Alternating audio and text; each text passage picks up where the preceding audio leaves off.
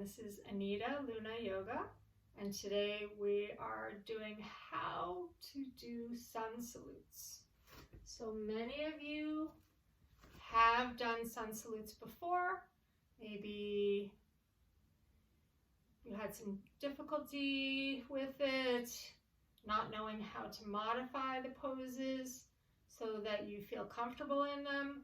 Maybe you were sore the next day and decided never to do it again. This is a way for me to introduce you how to do sun salutes so that you can move on and do other live streaming yoga classes or other YouTube yoga videos and have it work for your body. So of course, I'm not a medical professional. If you have pain, right now, if you're in pain, this may not be the time to do sun salutes. You should see your doctor first or your medical professional first. If you have had a recent injury or any kind of surgery or anything like that, you definitely want to see your doctor first. Otherwise, what I'll do first is slow motion sun salutations or sun salutes, just so we can learn the proper form that you may be able to do if you're experienced or fit or both, and then we'll do it with the half breath. So this is the usual way that most classes will do sun salutes. Anything from power yoga, vinyasa yoga, flow yoga, or even hatha yoga will do sun salutes this way. It's a way to warm the body, to stretch and strengthen the whole body, the front of the body, the back of the body, everything. It's a quick and easy way to stay in shape. Maybe takes 5 minutes to do one sun salute. You can do 1, you can do 10, you can do whatever you want, and you will feel stronger, healthier, more fit, and more flexible, okay? So we'll go through that, slow motion, faster motion, and then if you're comfortable with that, you can stop the video there. And if you want to learn how to do sun salutes with the props, just sit and watch this first part, and then we'll get into how to use props. I have 2 blocks here. You may want to get blocks if you have them.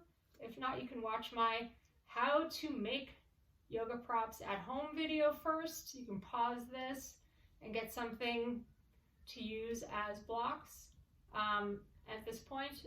And then watching the part with me doing slow motion sun salutes and finding modifications, alternatives that work if you have back pain, any kind of issues with your back, with your knees, with your flexibility issues, any kind of, it can work for any kind of body.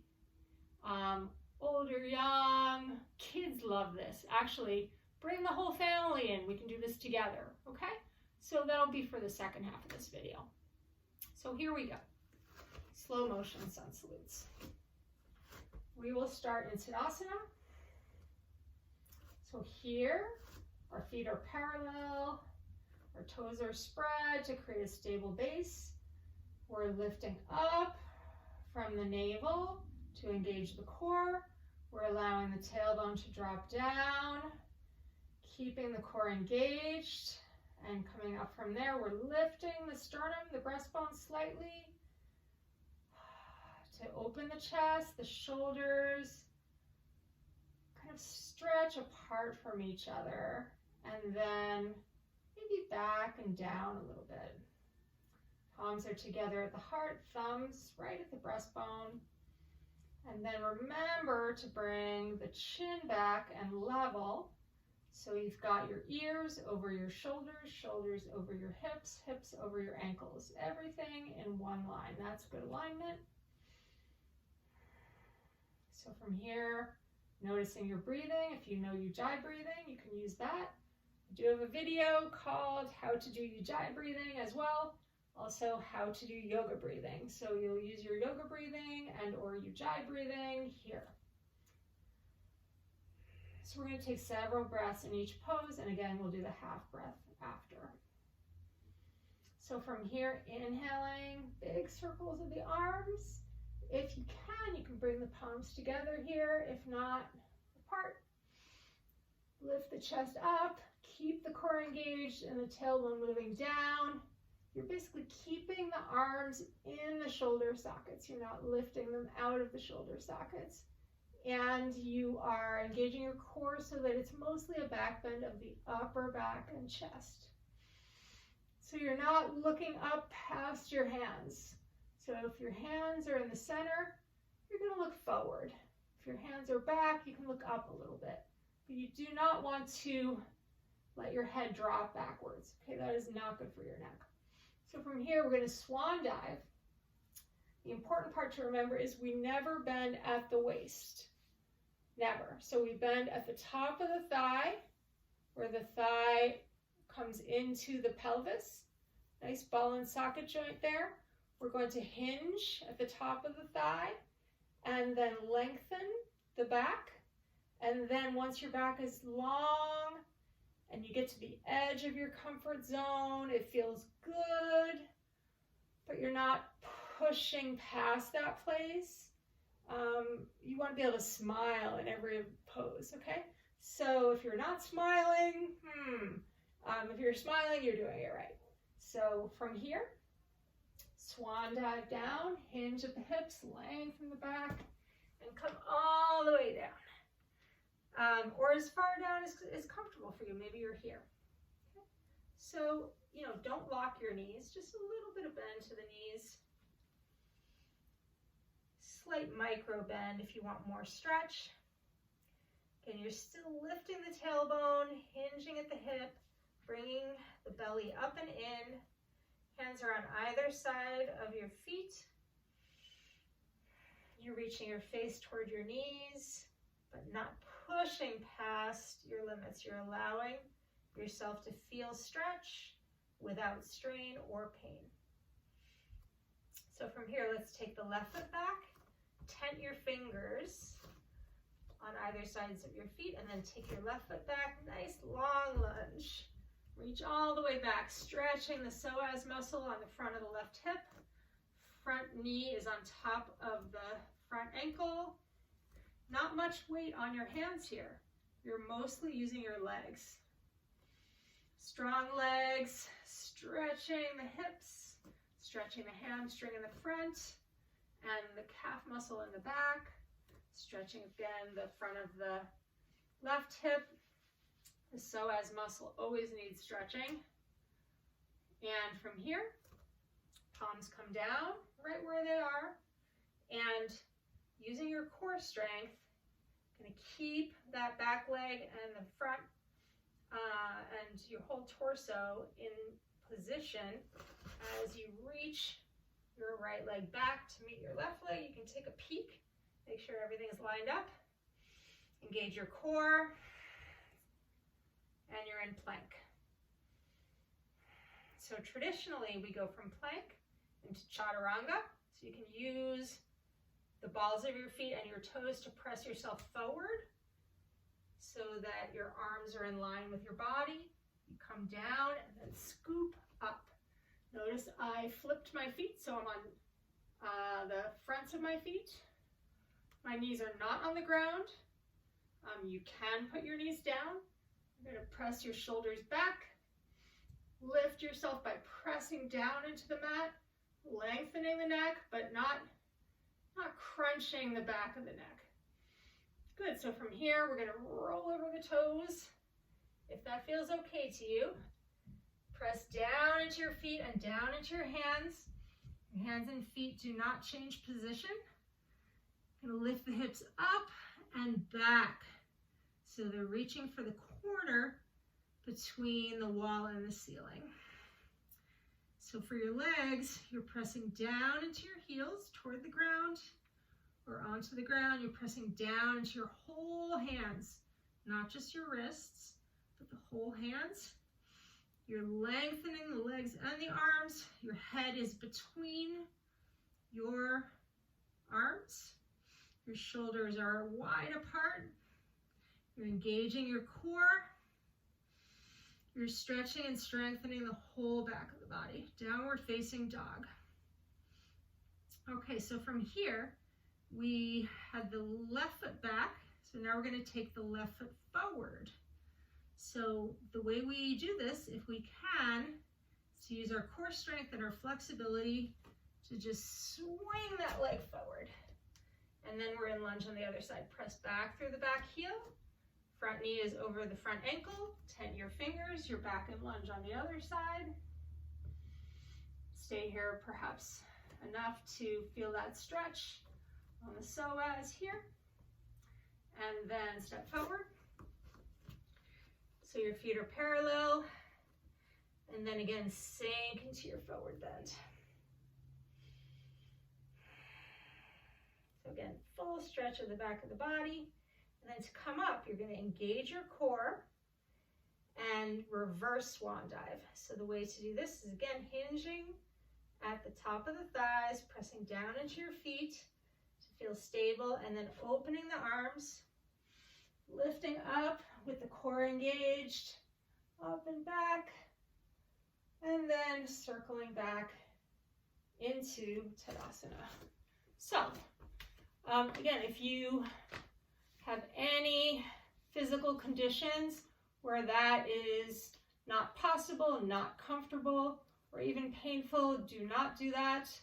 I hope that if it wasn't comfortable that you stopped and took care of yourself.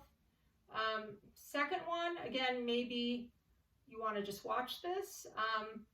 If you want to learn how to do sun salutations or sun salutes, Surya Namaskar in Sanskrit, properly, it'll be with the breath.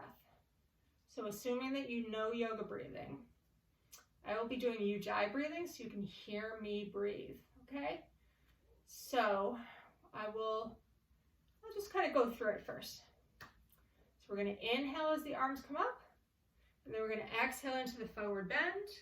We're going to inhale into the lunge, and then we're going to pause and hold the breath as we're in plank. And then we're going to exhale, lower down, and inhale into upward facing dog. Exhale into downward facing dog. Inhale the opposite foot forward. And then exhale into the forward bend. And inhale back up. Exhale, hands back to the heart. All right? So, if you want to just replay that little part, you could. And then we're going to do it. Here we go. I'm not going to really talk through this. I did the talking, now I'm going to do the doing. Here we go.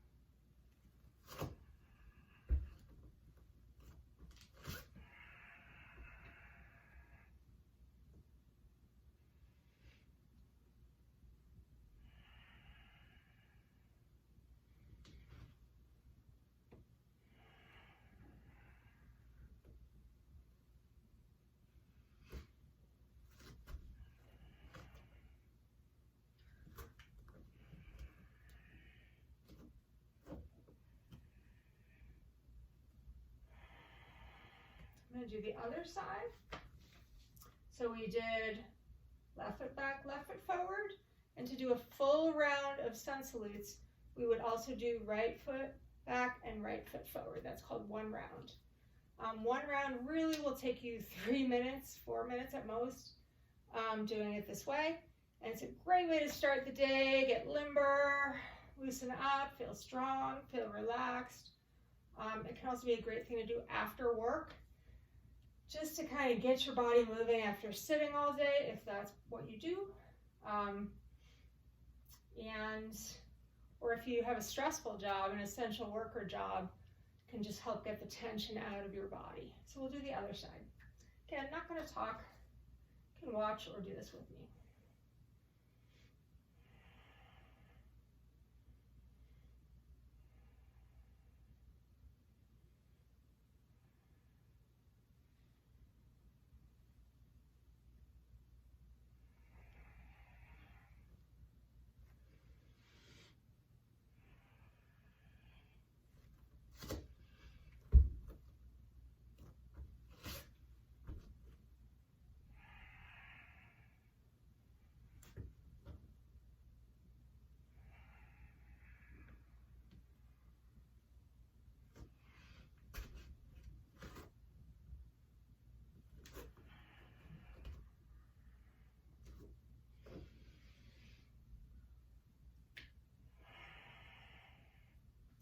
And the more you do, the easier it gets.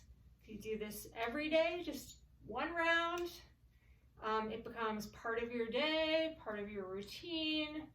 And then you maybe add some more time, some more rounds, or some other poses, hopefully some meditation to help you stay centered at this time. Those of you who enjoyed the first half, hi from Anita Luna Yoga. Please subscribe. More videos are coming, so you can be notified as they come.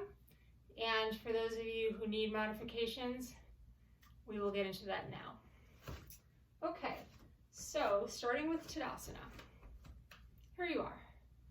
So, if you have a weak abdominal muscles, maybe a tight back, as much as possible, do what's called a pelvic tilt. So your pelvis is kind of like a bowl of soup, and you don't want to spill the soup out the front. Okay, that's this. Really compressed lumbar spine and a weak belly. So you want to take your bowl of soup and bring it so that it's level. So you're going to take the top of the pelvis back and take your tailbone down. So that will engage your core and lengthen the space between the lumbar vertebrae. The other thing most people do is they round their shoulders forward so that their knuckles are facing forward. Easy fix. Rotate from the shoulder socket. Take your whole arm and bring your palms forward. Look at that. My chest opened, my shoulders are back and down. Easy alignment fix. Also, most people lead with their head. We all know we really need to lead with our heart, right? So just remembering to lead with the heart, lifted, open sternum, open chest, and then bringing the ears back so they're over the shoulders. Chin is level. You're not leading with the head, but with the heart. So that's Tadasana. So from here, I will show you modifications. The main modification that, if you have any back problems, especially lower back problems, is to bend the knees more. Also, we're not going to go down with a flat back. We're going to roll down gradually. So if you're, like I said, if your abs are weak, your back is tight, you do not want to try to go down in that swan dive. We're going to roll down from the top of the spine, nice and easy with the knees bent. Here we go. First thing we're going to do is not bring the hands together. So your hands are apart, your shoulders are apart, your shoulders are relaxed, and you're not overdoing the compression of the upper back. So from here, we're going to just roll down. So the head and then the shoulders, bend the knees. Stop where you feel like you need to stop. Some folks need to take the feet wider to feel comfortable here. That's fine. Some folks need to rest their lower arms or elbows on top of their thighs. That's okay too. So anywhere between here and then lower. You're still going to get some stretch here in the hamstrings, calf muscles. You're still going to get some stretch in your back. Stay in each pose a little longer so you get more stretch. It's not a contest, it's not a race. So from here, Let's say you can't get your hands down to the floor. You're up here. How am I going to do lunge? That's where the blocks come in. I have a whole video called How to Make Yoga Props at Home. You can watch that. Watch the part about blocks, block alternatives. If you want to pause here and go get something that you can use, these are pretty cheap. I got these for 2 for $10. There's lots of online shopping places if you want to get these. Get the nice thick ones. Don't get the skinny ones, even if they're cheaper. You want to have a solid base for your hands. So you're going to just kind of place these here. You might place them here at the beginning of your practice, next to your feet on either side. Okay? So you might have them even in front of your feet, so that when you come down, you're going to have your hands directly under your shoulders. Okay, so maybe you want to do this in your forward bend. You go up, and then as you come down, you roll down, and you have support for your hands. You're not adding stress to your shoulders, just a little support. Your knees are bent, and you can relax here. You can also go down to medium height for your blocks, whatever's comfortable. So then you're going to bring your blocks back. Let's start with the left foot. Take the left foot back, but maybe not so far. A high lunge is what we call that. Just remember to take your chest and lift it and bring your head back. Okay, so you're here. Maybe your heel's not all the way down. That is fine. And you're going to transition through what we call cat or table. So bring the back knee down. Keep your hands on your blocks as you bring the front knee to meet the back knee. And move your blocks to the side. You can move them here so you can see what I'm doing. And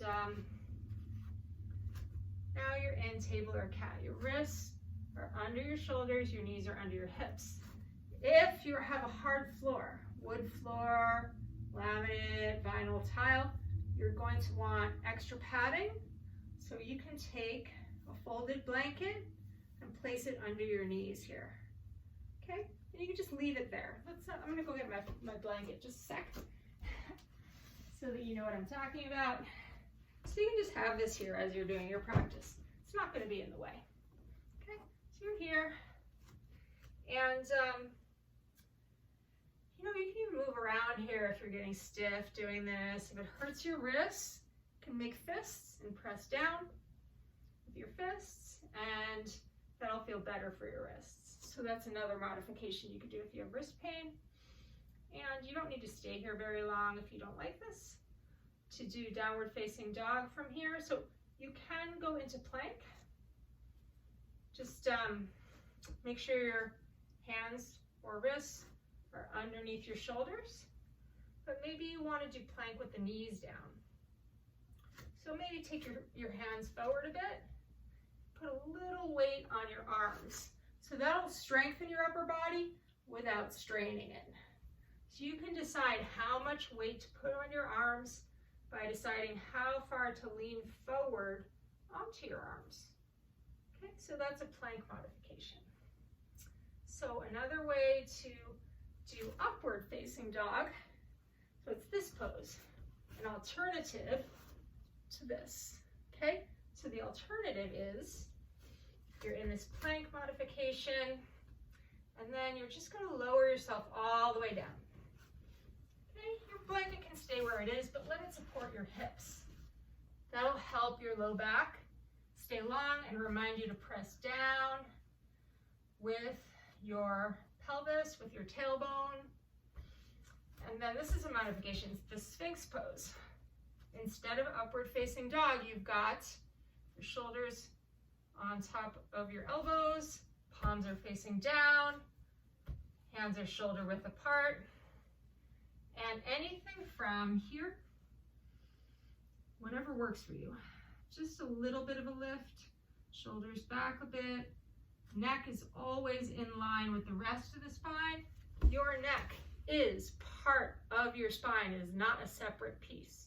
So you always want your neck to have a continuous movement from your back, never hinging your neck upwards. So if your back is low like this, perfectly fine. Just keep your neck low too. If you can come up a little higher, you can look forward a bit. Full pose is bringing the elbows under the shoulders, rolling the shoulders back and looking forwards. Okay, so let's call that the alternative, and then downward facing dog from here.